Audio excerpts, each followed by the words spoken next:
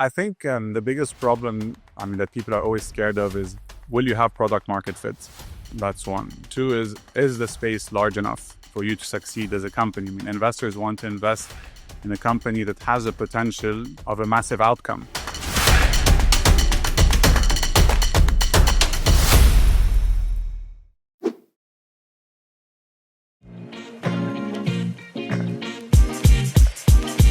Welcome to this special episode of Startup Spotlights. We're at Expand North Star 2025 right here at Dubai Harbor.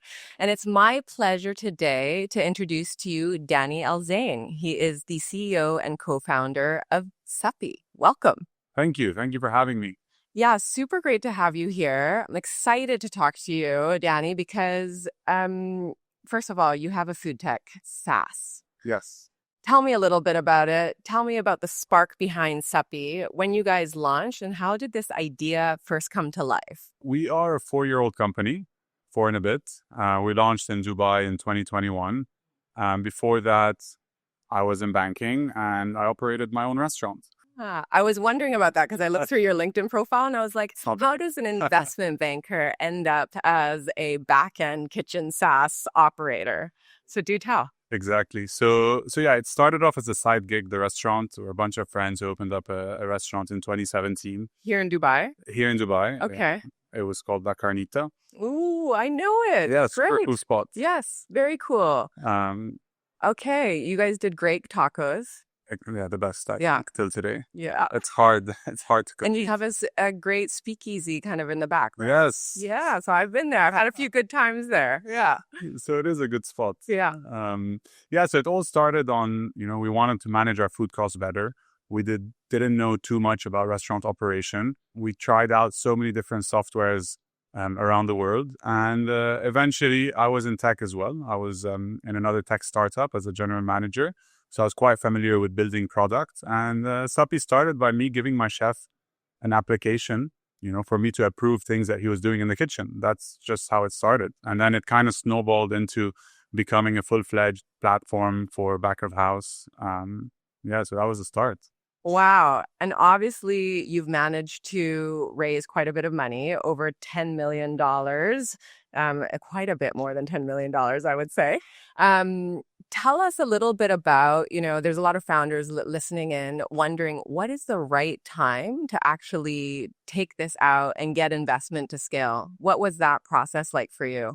Yeah, so I think, it's not always, people always think that it's a super big achievement that you've raised money. I'm not going to say that it's not. Of course it is. But some companies are extremely successful without raising money. Some companies raise too much when not needed.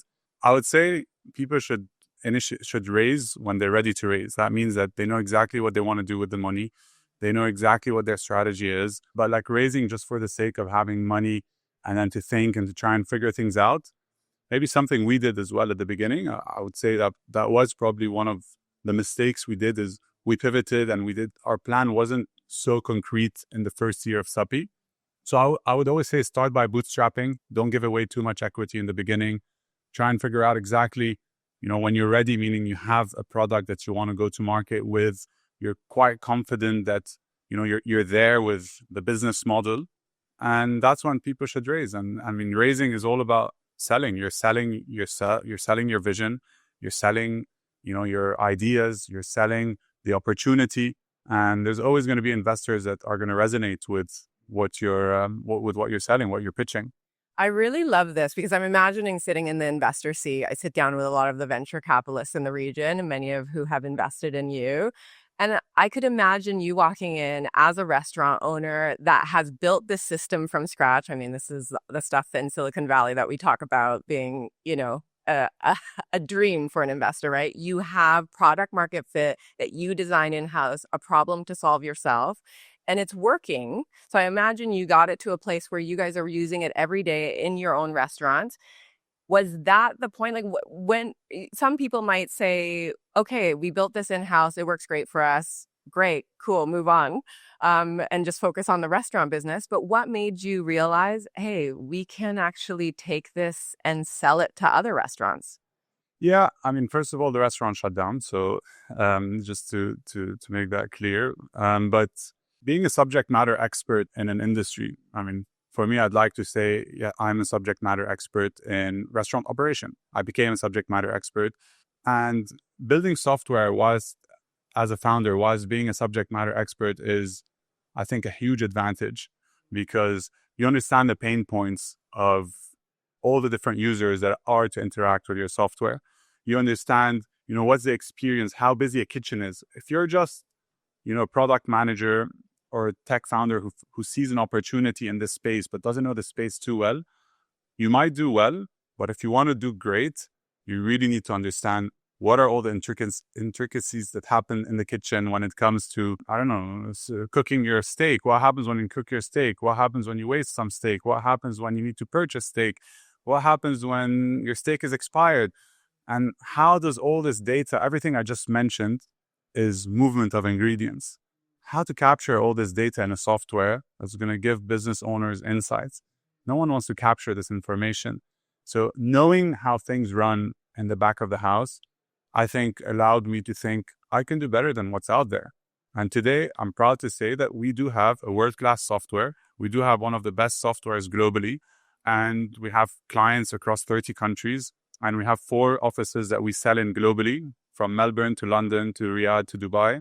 And we've won some global names, the likes of Namos, the likes of Cipriani, the likes of Fiji Beach Club. So we do have some really strong names in our portfolio that trust us, that trust their business with Supy. I love that. When I think about you designing this and pitching the first time for, let's say, your pre-seed round, and then your subsequent seed rounds, how has your pitch changed and how has the business changed? Yeah, so when I pitched Supy initially, it was a completely different idea. Was it? It was still in the back of house, Yeah. but it wasn't that extensive. Okay. Initially, Supy started where I wanted my food costs to drop. So I wanted my chef to send every single order that he sends out to any supplier for any purchase. Let's stick to the example of steak. He wants to purchase meat. I wanted to approve that purchase.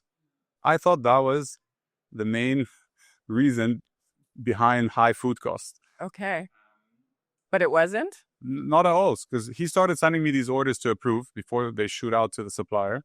And I didn't know if the price was high. I didn't know if, the quantities he were ordering were rational. If he wanted 100 kg of beef, I just approve everything at the end of the day. It was a quick operation. So there wasn't time for me to say, hey, why do you need 100 kg? So that was the initial pitch. We wanted to solve the ordering problem between restaurants and suppliers. And I mean, Supy does stand for supplier payment. The idea was to create an ecosystem where restaurants can pay their suppliers, their existing suppliers, through an ecosystem. We very quickly pivoted and we kept building. We built such a good procurement tool, for purchasing and approval workflows. And we decided to just continue building product in back of house and keep focusing on software. And that's where we introduced inventory management. That's where we introduced reporting, business intelligence, insights, integrations with accounting softwares, with point of sale systems. So yeah, we went from having feature to a platform, I would say. So yeah, it was a lot of pivoting and a lot of changes in the pitch. I hear that a lot from investors as well as startup founders. And actually from investors, I hear that it's those founders that are really just, you know that they have grit because their business will have to change, because we have an idea in our head and then what we build and then what the market tells us is often many different things. I'm curious, at the beginning or throughout, what were some of the concerns that investors had that you had to convince them? Like, what were they skeptical about when it came to you trying to bring this to market or scale it, that you countered successfully, obviously? I think the biggest problem, that people are always scared of is, will you have product market fit? That's one. Two is the space large enough for you to succeed as a company? Investors want to invest in a company that has a potential of a massive outcome. They don't want to invest in a company that doesn't have potential for a massive outcome. So one is the space. How big is the space? Restaurant space is quite big, and we are a software company, so we are able to sell globally.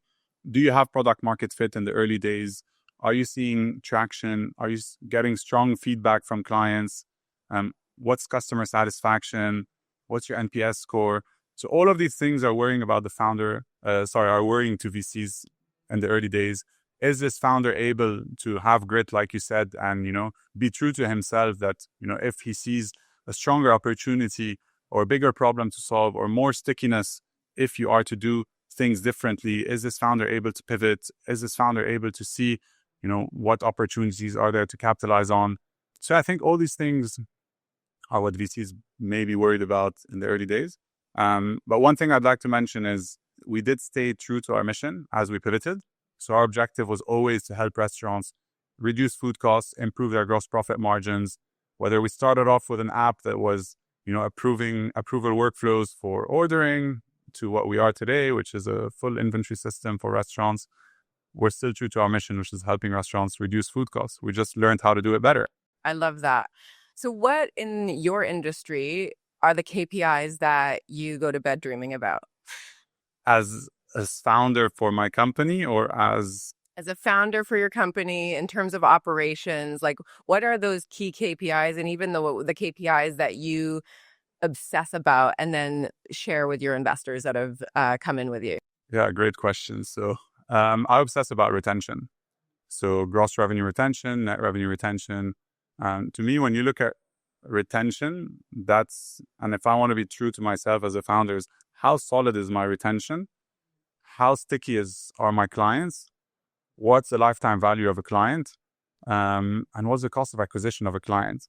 If you have strong retention, if you have, low cost of acquisition, you have something that's working. If you have, strong referrals where people are talking about your product, restaurants are referring other restaurants. I mean, that's not a KPI, but let's just stick to the KPI. On strong retention, I think you have a very solid product, because low cost of acquisition, strong retention, all you need now is growth. All you need now is distribution. It's how to build that distribution network to get your product to more clients. Because if you have strong retention, you have high compounding effect.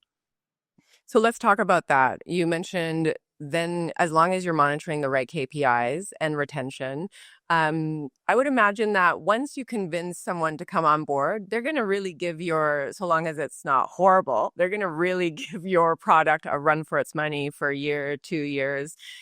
Maybe in year 3, or as restaurants scale, they might be looking to switch over. When is that critical time for your business where you're like, we have to make sure our clients are retained in year 2 or year 3? Is there like a window like that where you see a challenge? I think the challenge for us is more in the early days, not in the later days. So the challenge is the first 6 months. A software like ours is extremely has a lot of information. So as a restaurant group or as a restaurant chain, and we work with multi-branch only. So we don't onboard standalone restaurants, meaning the onboarding process is extremely time intensive. There's so much information that goes in. Every user in the kitchen has access to the software through a mobile app.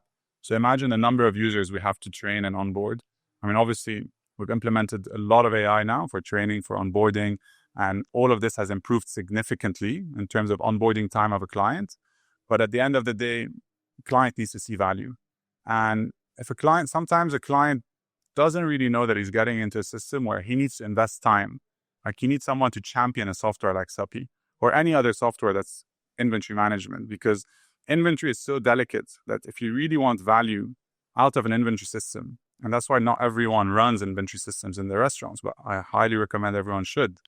If you really want value out of a system, an inventory system, you need to make sure that the information that's coming in is very accurate. And to have that, you need someone championing the system. So our worry is sometimes clients think that the system is going to run itself. I mean, it kind of does, but you need to warm it up. Yeah. And if you don't warm it up, if you don't feed it with the right information the first 6 months, if you don't train the staff correctly, if you don't create the right SOPs as a restaurant for your staff to use the system, and in month 6, you might not see value out of my system. Yeah. But once you see value, once time to value is reached, and this is something we measure as well, what's time to value? Then we're confident in stickiness. Then I think switching cost becomes really high. You've got all these recipes in your system. You've got 2,000 users sometimes in a restaurant group that uses Supy. You've got all these ingredients. Like we're talking tens of thousands of data points that have been inputted into this software. We're more worried in the early days than we are in the later days. Yeah, I can see that. So there's like a stickiness and, the switching cost becoming more later on in the funnel, you really have to focus on that customer in those first few months and really make sure that they don't have any buyer's remorse. Absolutely. Okay, now let's talk about scaling and growth. You bring in, couple million and it hits the bank. What were your top 3 priorities to scale this business? Are you guys going out talking to restaurants one-on-one and chefs and convincing them? Like, how does it work? You're obviously, social media is probably not your marketing engine. What is it? Being in Dubai, we're lucky enough to, be a very strong city of food. So We're a restaurant capital of a foodie capital. Yeah. we're a foodie capital. We have some of the strongest brands in the world here. Yeah. So we've naturally expanded across many countries just by having brands that were acquired in Dubai that have expanded themselves to other countries. Okay. So that gave us the opportunity to look elsewhere and to see how these other markets work. And that gave us the confidence that, oh, hey, our software is working really well in London. Our software is working really well in Melbourne. Just, I would say, by luck or by chance. And it allowed us to explore these markets. And obviously, when you want to launch a market and when you want to like double down in London, you can't just grow by knocking on doors all the time. Like, yes, that is something that's really good to do in the early days, but eventually you need to have different channels of growth. And for us, the main channels of growth are partnerships. We work a lot on partnerships. Can you give an example?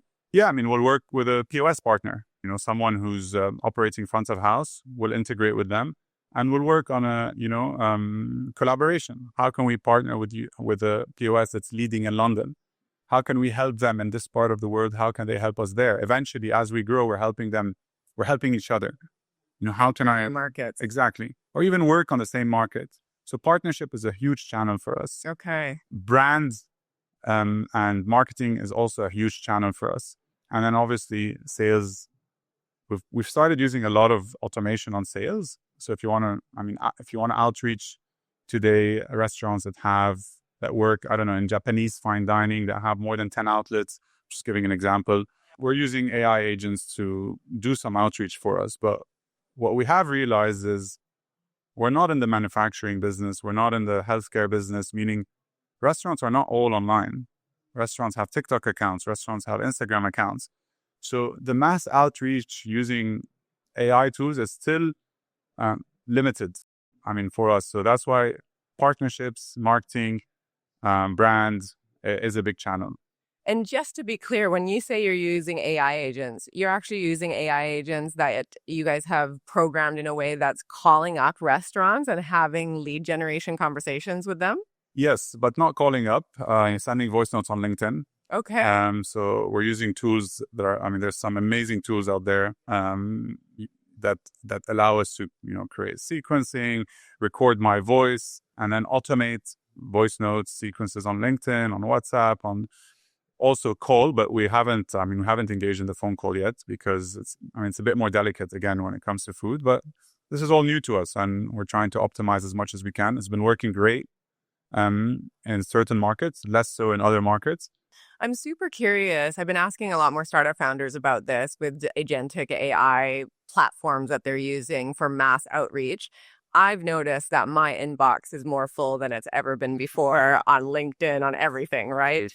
And at some point, I feel it's hard for me to keep up. There's like a saturation level. Are you noticing that in your sector, you're getting less return on investment from using those outreach methods?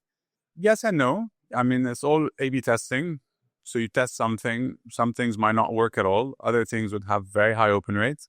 So this whole voice note on LinkedIn works very well. Okay. So whoever's listening can try it out. Definitely. That's a new one. Yeah. Aren't you going to be curious if you get a voice note on LinkedIn? Totally. Yeah. You can't help but open it. Yeah. Yeah. Because it's not common yet.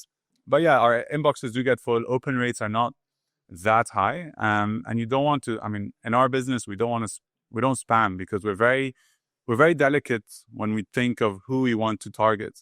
Because our software is not, I'm not going to say it's going to solve a problem for every single restaurant operator.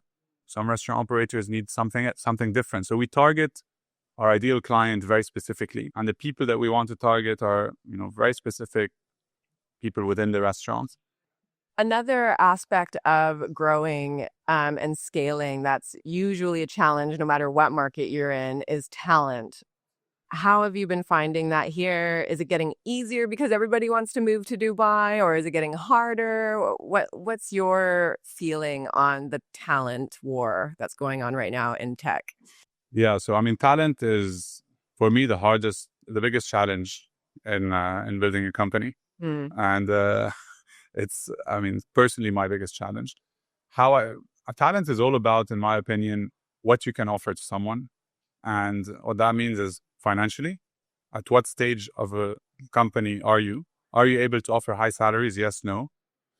If no, then there's different routes that you can take. If yes, then you can find the best talent in the world. Mm. Once you find the best talent in the world because you're ready to offer high salaries, or market salaries or above market salaries, how are you going to convince them? Yes, Dubai is such a great city to live in, so that helps a lot. I've hired people from the UK who've moved here.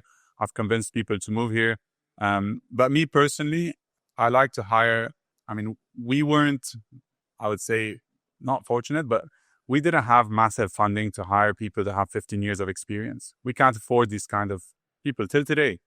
So I like to hire people that I think of what can they become, not what have they done.